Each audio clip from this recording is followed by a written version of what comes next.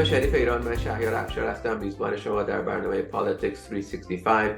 امروز مجددا یکی از دوستان فعال خودمون رو دعوت کردیم به برنامه، آقای استیون ترنر، یک کارشناس فعال در واشنگتن دی سی در آمریکا، در موضوع مخصوصا در زمینه‌های اینوستمنت در خاورمیانه، ایران، عراق و چند تا کشورهای مختلف، ستارتاپس، تکنولوژی، اینویشن، در تمام این زمینه‌ها ایشون فعالیت میکنن. مثلا در عراق الان که کمپانی‌های مختلف عراقی رو که میتونن با کمپانی آمریکایی آشنا کنن و این تا اونجا که میتونن این به اصطلاح واسطه این برنامه باشن.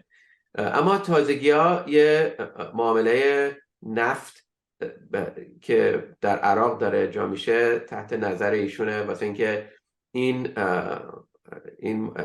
اگریمنت بین استان کرد عراقه و واقعا خیلی این موضوع به اصطلاح شباهتی داره و نمیگم الان که شباهت نداره، اما خب نزدیک به موضوعی هستش که اگه خب کردستان ایران هم یه موقعی به اصطلاح اتونومس خودش بشه یا بتونه پای خودش وایسه، ممکنه یه همچین معامله های بین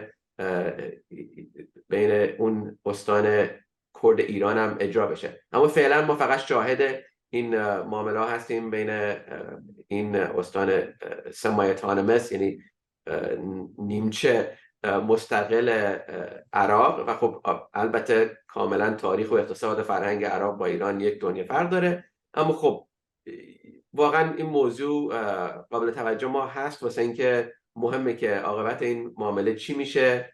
و یه چیزی هم که خیلی جالبه اینه که این استان تحت نظر خب ایران هم هسته و چند بارم ایران سعی کرده سرمایه گذاری کنه در این استان، اما تا حالا بهش اجازه ندادن. خب خلاصه ایران هم خیلی نفوذ خیلی قوی داره در عراق، پس واقعا این موضوع به همه ما به اصطلاح در یه جوری مربوطه. خلاصه بذارین مهمان ما رو به برنامه به انگلیسی، بقیه برنامه به انگلیسی اجرا میشه، پیگیری کنیم و بعد از اینکه ایشون حرفاشون رو زدن به انگلیسی به فارسی تموم میکنیم. Stephen Terner, welcome back to our program. Really appreciate you and your expertise on this really interesting topic. There's so much parallel that we observe with what's going on in Iraq. Of course, a world of difference between these two neighbors. Everyone knows it. Even if there wasn't a war between these two and the historic, cultural, political, religious differences, there's a lot of there's still some similarities, and not to say that whatever happens in Iraq will happen in Iran in exactly the same way, but whatever happens in Iraq, especially with this relationship with this Kurdish citizens and semi-autonomous region, may be instructional and informative as to what happens ultimately in Iran. So we would really like to know about this oil deal that you've been involved in and you've been studying, you've been following, and we really want to know all the intricacies and the geopolitical impacts of such a deal, and of course the economic, financial impacts of the deal, so we can understand it better and draw whatever parallel and conclusions we can as to its relationship with Iran. Yeah, well, thanks for having me again, first of all. I mean, what's going on with the agreement between the governments in Baghdad and in Erbil is that they say they have an agreement on how to allow foreign companies to come in and develop their oil industry, essentially. And that includes how they're going to be sharing revenue among Iraq's various governments. And this has a lot of implications on both the Iraqi economy and also on the way that the Iranian government and the Iranian people and the Iranian Kurds are going to be viewing, their role in their economic potential in the future. So essentially, what happened is that the semi-autonomous Kurdish region in Iraq had been exporting oil in the spring and making good money out of it. But the Baghdad government was upset because they hadn't signed off on this, so they halted it all. And over the summer, they've been working on an agreement of how to do this so that everybody gets a share, and so that they can kind of oversee the influence that's coming in, and I'll work out all of the details. And they're planning at this point on signing the deal and then rolling it out after the upcoming elections in December. And this is going to, first of all, have a lot of implications on Iraq's economy. There's going to be a lot of money coming in, a lot of foreign companies coming in to develop the oil industry. Once the rest of the uh, world sees that Iraq is safe to invest money in and to bring oil out of, it's going to bring in a lot of foreign direct investment to their other industries as well. That's going to make Iraq quite wealthy. It's also going to make the Kurdish region of Iraq quite wealthy. And the implications there on Iran are going to be very interesting. First, I'm going to start with the small implications for Iran. At this stage, Iraq is really building out its cottage industries and trying to fill in the gaps of pretty much every sector of society. So there are a lot of startups, there are a lot of small companies, opening up and looking for investment.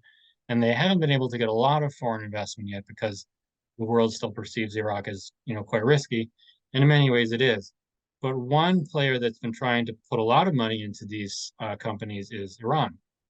And Iraqi companies are quite hesitant to take Iranian investment for a number of reasons. One of them is that, when you take an investment from when you're a small company and you're taking investment, you don't want to take investment once. You want to be able to continue to take money from your investors as your company scales and grows. And it's unclear whether, an Iranian entity is going to be able to be a long-term investor or just a short-term investor. Also, when you take the money from investors, you want them to offer some expertise and connections. And when your big investors are Iranian groups, you're actually limiting your opportunities to work with other people in other countries around the world. So they'll take money. The Iraqi companies will take money from Iran out of necessity when they really need to, but they would much rather be taking investment from countries, from the United States especially, not just because of the stable expectation to get money on a regular basis, but also because of the vast amount of expertise that they have access to and the ability to scale their skill sets. And so when foreign money starts pouring into Iraq to build out all these industries, Iran is going to be losing out on that influence because they're going to have to compete. They're not going to be able to compete in terms of what they're offering for these companies. And so they're going to be losing economic and therefore political influence as Iraq opens up to the world. Those are the small potatoes. The big potatoes are, as the oil money comes into Iraq, and as the oil money comes into the Kurdish region of Iraq, Iranian Kurds, for one thing, are going to see that the Iraqi Kurds are becoming quite wealthy quite quickly. And they're going to want to know why they don't have the same opportunities. And that's going to incite them to protest further against the Iranian government and to look for opportunities to be building up their own oil wells. And it's going to have the same effect on Iranian citizens that are not in the Kurdish regions or they're not Kurdish, because they're going to see that in Baghdad, the country is becoming wealthy, the population is getting spending money, they're able to develop and grow, and they're going to put more pressure on the Iranian government to find a way to get sanctions lifted and to open up their economy to develop as well. Because the bottom line is Iran has not only natural resources, it also has manpower and skills and developed industries that far outweigh those opportunities in Iraq. So if such a small, early developing country like Iraq can benefit, why can't Iran, that is so much farther along? And so this deal between Baghdad and Erbil of opening up the country for oil development is going to have really vast implications on Iran's politics in the long term. It's going to start slowly, but it'll grow. And what are the timing? What is the timing of this deal? What should we expect in the coming months? And is there a dollar figure that's been thrown around? I mean, how much will the Kurds make? I can't really speak to dollar figures. I mean, there's estimates, but I don't know. It's hard to predict the future because there are any number of things that could that could make things develop faster or more slowly. Right. Um, but the implications on Iran's politics now are also interesting because the Iranian government sees the writing on the wall, and they know that they need to come up with these ways to have the sanctions lifted. And it's probably one of the, not one of the, primary, but one of the secondary pressures that's pushing them to, try to, I don't know if I would say, re-implement the nuclear deal, but come up with another sort of agreement that gets sanctions lifted in exchange for, um, whatever it is the West is interested in at the time. So it's leaning on them, and they're gonna work, if not openly, then at least behind the scenes to move in that direction, because they're gonna want to be able to show the citizens that they've done something to open up the economy sooner or later. Right. No, I've heard that actually from many experts that even if the JCPOA is well, it's not dead, but it's on life support. Politically, geopolitically, all parties governments are incentivized to find a way to revive it, find a way to do something. Biden in his, maybe, I don't know, maybe last term has certainly, it's not necessarily a priority, but maybe in the next term, and if he doesn't, I think maybe the thinking is if he doesn't win, a Republican candidate may not be as open to it as Trump was not. So there's that Yeah, duality of, yes, we want it, definitely. but will it go anywhere? And there's so much money to be made if these sanctions can be lifted, and they realize that. Right. I mean, the nuclear, um, what's the word? Nuclear refinement and working towards weaponization. That was a great bargaining chip. Hmm. But it's possible that they might have squandered it, and they want to be able to find a way to still benefit from that Hmm. because they can get a lot of sanctions lifted. They can get a lot more money put into the economy. And On that Iraq, on that Kurdish Iraq deal and the interest of Iran to invest, would you say, I mean, since Iran hardly has any private sector, would you say this is government investment? Would be Bonyad or Sepa yeah, investment? Yeah. yeah, So that's another reason why Iraq probably doesn't want the influence of Iran growing in Iraq. It's just for apart from the startup reasons and the expertise and all the things you mentioned. When you invest, you want to be maybe an active investor and help the startup and help the companies. But if you're simply throwing around political money to gain, inside connections, inside, increase your influence in Iraq, that's a different matter. yeah. I don't know how much it's going to affect the direct political influence because, I mean, it's in some ways it will, but these relations, the political and personal ties where the Iranian government and foundations have developed their influence with Iraq, that's not going to go away just because money's coming in from other places. They're still going to have an inside line to invest in certain government-owned contracts or to invest with the powerful influential players in Iraq that exist now.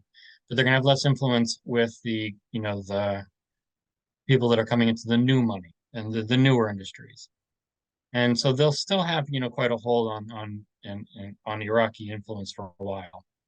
So I don't know if that's not going to be the political influence is not going to be the primary reason, but they're going to lose the economic. I see.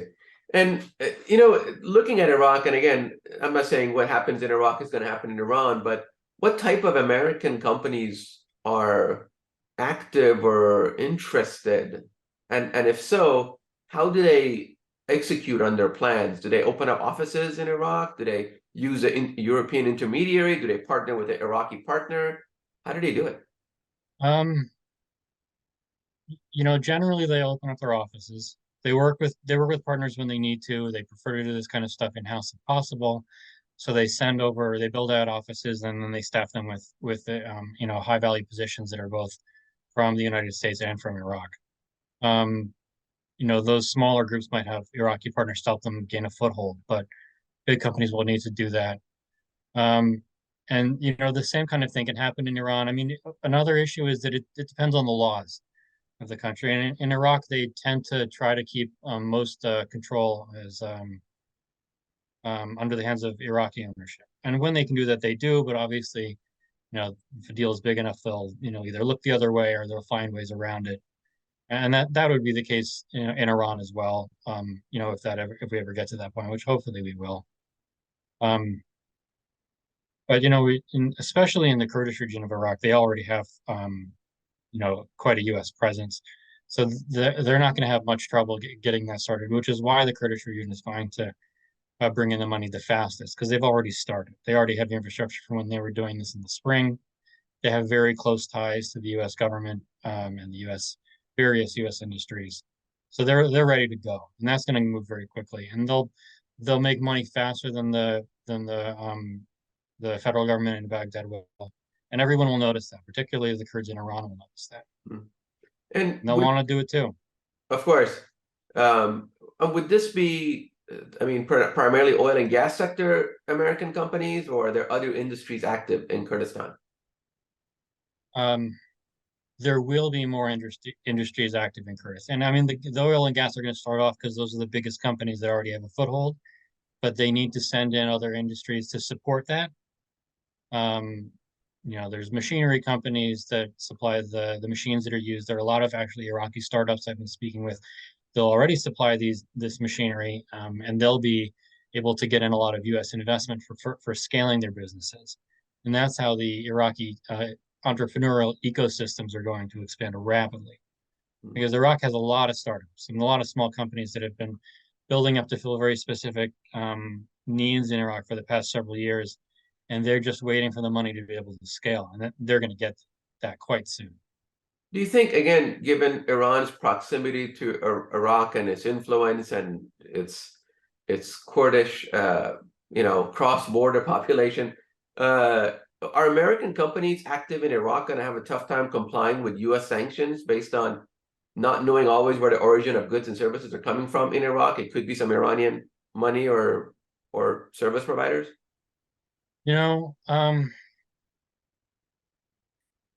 It's not that hard for them to do the due diligence needed.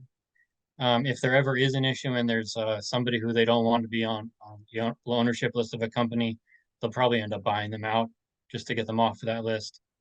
What's going to be really interesting, though, is when these Iraqi companies start expanding, they're going to be expanding into primarily, they're going to start off with the Saudi and Emirati markets, but then they're going to have much easier time moving into the Iranian market, which is much bigger.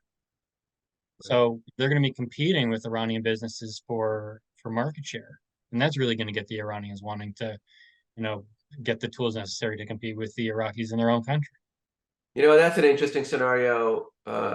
Post-Iran-Iraq war, now we're maybe entering into an economic, competitive environment in the startup world and in the innovation world, and which is great if you ask me. Yeah, I think that's exactly what countries should be doing. Instead of warring and ideological fights, fight economic fights, and innovation comes from that, and which betters all communities, not just one. This kind of war leads to everybody putting food on their table, which is great. Right. No, it's interesting, and I think, ironically, the way you explained it, especially with what's happening in Iraq and what will happen in Iraq, may have openings to Iran, which will force American companies to, ask their American government to cut loose on the sanctions, because they are investing in Iraq, a country that's permissible, and yet there's going to be this overlap. Naturally, there's going to be this overlap. There's no way to draw a hard line between Iraq and Iran like you see on a map, especially when you talk about the Kurdish people and how the political borders have just been something that's been imposed on them, but they're one people. They just happen to live in 3 different countries, at least 3 different countries. Yeah, and the Americans investors are going to see that if they can get a sanction lifted from Iran, it's going to expand their market opportunity over the border enormously. Right. So it's interesting as we're wrapping up. Because I always ask our guests, what do you see the future? What do you think is going to come? And the diaspora, the Iranian diaspora, and of course the larger freedom-loving, democratic-loving world wants to see regime change and wants to see all these dramatic changes in Iran. But what may happen, at least in this vacuum that we're talking about for a minute, is a natural economic evolution where border lines are blurred by virtue of the great Kurdish people that have just suffered so much in so many different countries and so much over time, and yet they may actually be an impetus or a trigger for economic codependency, evolution, competition, whatever you want to call it. And I've always thought that out, never thought politics could solve the problem. It was always an economic innovation and economic necessity that could drive change.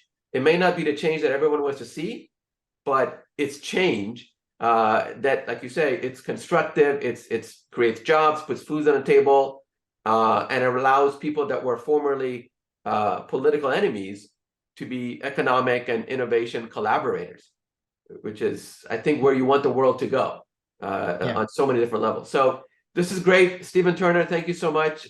We just got a little bit smarter about the Iran-Iraq relationship and Middle East and innovation investment. It's really, I love this topic. I really hope it takes root across the Middle East, and especially in Iran, and Iran being such a huge startup scene, as you know, so many innovators, so much amazing ideas and technology innovation coming at so many different levels.